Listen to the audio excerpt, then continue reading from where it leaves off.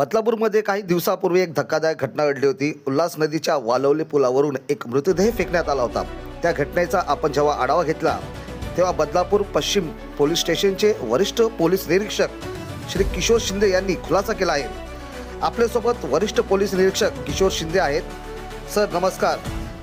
नेमका काय प्रकार आहे, नेमकी कशी घटना घडली आणि हा घटनाक्रम कसा घडला आणि ही घटना कशामुळे घडली याबद्दल आपण काय सांगू इच्छिता? आपल्याकडे काय माहिती आहे? दिनांक 7/11/25 रोजी सकाळी मी जसं कामावलो एक फुटेज मला भेटलं।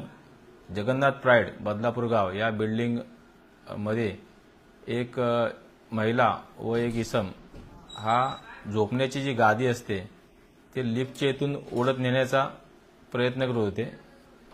तर गादी जनरली आपण मधून बांधतो, पण हा 3 ठिकाणी बांधली होती। मला संशयास्पद प्रकार वाटला। मग मी तात्काळ माझ्या टीमसह सदर ठिकाणी गेलो। तर एक इसम आहे, त्याचं नाव आहे लक्ष्मण भोई, जो त्या ठिकाणी अंडा बुर्जीची गाडी चालवतो। एक महिला मनीषा परमार, हे दोघंजण संशयास्पद पळायच्या तयारीत दिसत होते। मग त्यांना चौकशी अंती ताब्यात घेतलं।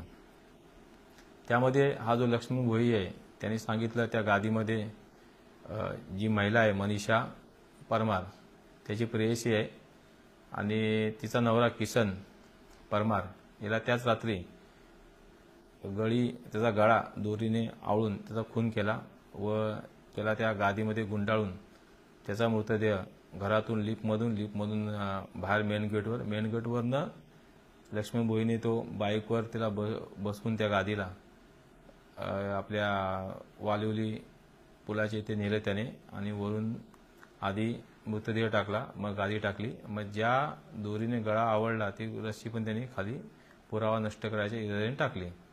परंतु आम्हाला हे जेव्हा दोघांनी कंपेशन दिलं तेव्हा आम्हाला काय मृतदेह भेटत नव्हता। मग आम्ही तात्काळ अग्निशमन दलाला पाचारण केलं।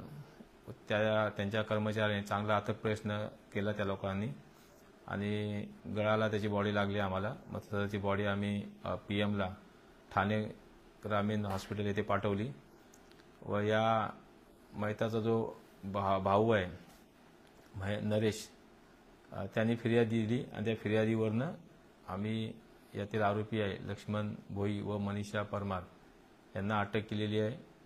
त्यांना माननीय न्यायालयाकडे हजर केले असता माननीय न्यायालयाने त्यांना 5 दिवसाची पोलीस कोठडी दिलेली आहे आणि त्यांच्याकडे या गुन्हा कसा केला वगैरे तो तपास चालू आहे सध्या। या गुन्ह्याचा तपास खूप चॅलेंजिंग झाला असेल तुम्हाला, किंवा हे मृतदेह शोधणं आणि जो तपास करणं हे खूप चॅलेंजिंग असेल? हो, अगदी बरोबर आहे। कारण कसं असतं की 1:30 वाजेपर्यंत म्हणजे 3.5 तासामध्ये आम्ही बॉडी पण ताब्यात घेतली, ते पण नदीमधून। एवढ्या नदी पात्रामध्ये शोधणं हे फार चॅलेंजिंग काम होतं। पण फायर ब्रिगेडचे मी आभार मानतो। त्यांच्या कर्मचाऱ्यांनी व आमच्या कर्मचाऱ्यांनी सुद्धा जिद्द सोडली नाही। मी स्वतः प्रत्यक्ष ठिकाणी जातीने हजर होतो, सगळं लीड गेलं आणि त्यानंतर आम्हाला ती बॉडी भेटलेली आहे। सर, बदलापूर शहरामध्ये दिवसेंदिवस गुन्ह्याचं प्रमाण वाढत चाललेलं आहे। नागरिकांमध्ये रोष आहे, भीती आहे, आणि आपण जनतेला काय आवाहन करा अशा गोष्टी टाळण्यासाठी नेमकं आपण काय आवाहन करू इच्छिता?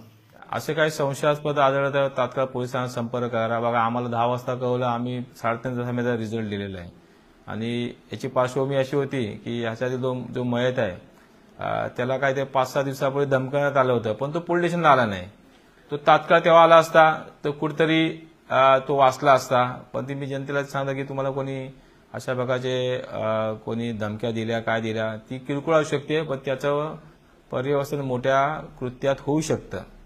त्याच्यामुळे तुम्ही पोलीस स्टेशन आपल्याला 24/7 उघडच असतं, कधीही अप्रोच व्हा।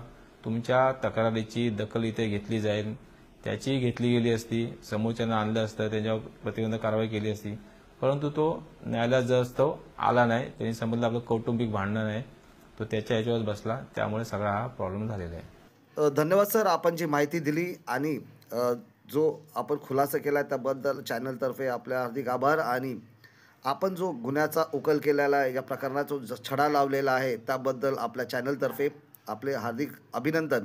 आणि आम्ही नागरिकांना देखील आवाहन करू इच्छितो की जर आपल्या अवतीभोवती काही संशयास्पद हालचाली घडल्या असतील किंवा आपल्या काही तक्रारी असतील तर आपण नजीकच्या पोलीस स्टेशनला जाऊन तक्रार नक्कीच करा आणि पोलीस आपल्या तक्रारची दखल नक्कीच घेतील.